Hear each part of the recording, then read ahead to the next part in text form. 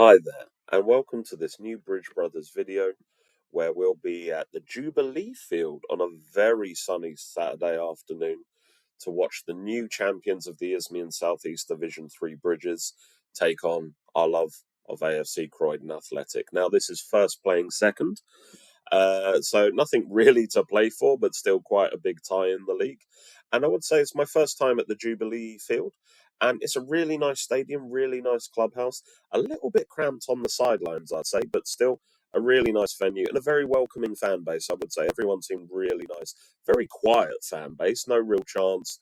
Well, apart from the kids. It seemed mostly parents, really, to be there. But Croydon were bringing the chants. Croydon always bring the noise, bringing the flags, solid support from the travelling Croydonians, as always. Now, the game started really promisingly. I think for the first, say, 10 minutes, it just felt all Croydon, all the pressure. Maybe Three Bridges have been celebrating a little bit too early.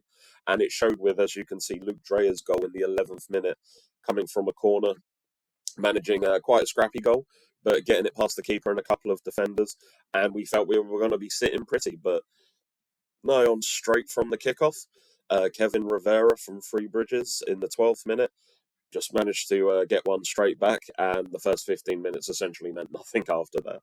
So, but I'd say through most of the game, but especially in this first half, really did feel like Croydon were doing most of the attacking. There was a lot of corners, a lot of opportunities in their half, but sadly nothing really converted. And it kind of all backfired when Charlie Bennett, again, Three Bridges scoring in the 41st. And we're going into the end of the first half 2-1 down, but not dismayed. There was still a lot of time left, and Croydon really did seem to be the better team at this point. However, things kind of got off to a bad start in the second half, with Reece Hallard scoring in the 48th, bringing the score to 3-1, and it really did feel like maybe this won't be Croydon's day. But still pushed on, really, really aggressive, really strong play down the wing. Everyone's really doing a great job. Amadou was great between the sticks. Could have been a lot worse for us if he wasn't there. And things kind of seemed like they would swing in our favour eventually if we could just get an opener. And then for the 54th minute, I'm not sure how it occurred. I was getting my beer at the time. But Harvey Kedwell got a penalty and converted, as again video shows here, in the 54th to bring it back to 3-2. And then I'd say for the next sort of 20 minutes or so, the game kind of just petered out into sideways passing in midfield. There wasn't really any great stories to show.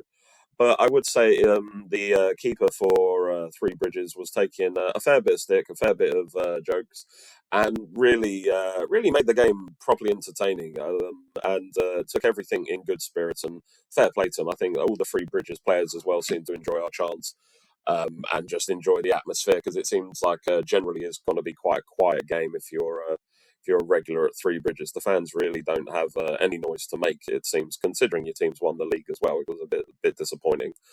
But then things kind of got better.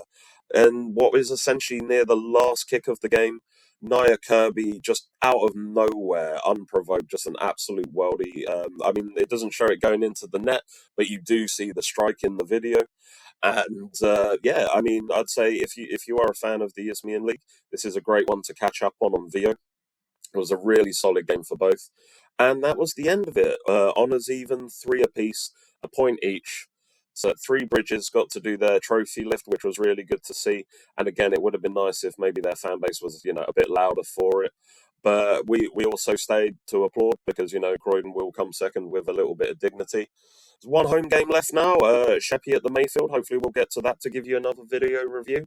And yeah, as always, if you like what you're listening to, we do have a podcast. We cover Chelsea mainly, but we do obviously talk fair bit about Croydon, a little bit on AFC Wimbledon, and we also do fantasy football in a separate podcast where we cover both the men's Premier League and the Women's Super League. So if you're a fan of any of that, give us a listen. And as always, thanks for your time.